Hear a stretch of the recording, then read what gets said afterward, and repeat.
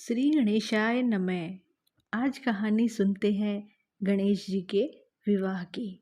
हिंदू धर्म में प्रथम पूज्य भगवान श्री गणेश की पूजा हर शुभ कार्य के पहले की जाती है।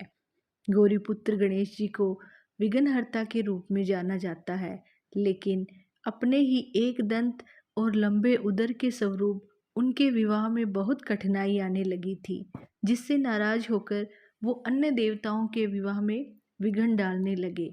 अतः ब्रह्मा जी के द्वारा रचे गए संयोग और तुलसी जी के श्राप के कारण गणेश जी को 2 विवाह करने पड़े थे।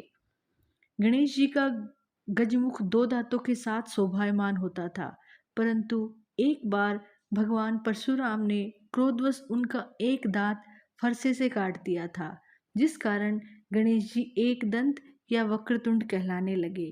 लेकिन उनके इसी एक दांत और लंबोदर रूप के कारण कोई उनसे विवाह करने को तैयार नहीं होता था।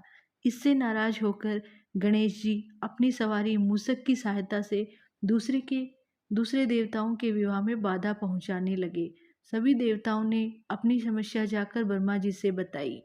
ब्रह्मा जी ने सभी देवताओं और गणेश जी की समस्या का समाधान निकालने के लिए अपनी 2 पुत्रियों रिद्धि और सिद्धि को गणेश जी के पास शिक्षा ग्रहण करने के लिए भेज दिया।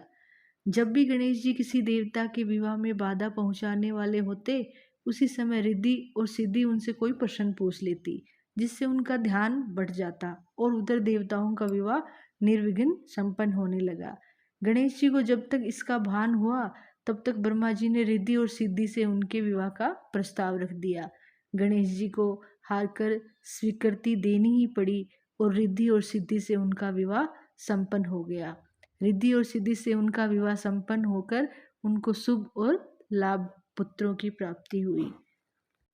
गणेश जी को 2 विवाह का श्राप तुलसी ने दिया था।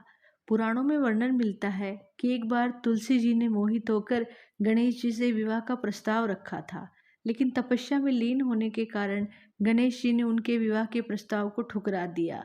इससे नाराज होकर तुलसी ने गणेश जी को 2 विवाह होने का श्राप दिया था और अंततः रिद्धि और सिद्धि के साथ उनके विवाह फलीभूत हुआ। श्री गणेशाय नमः।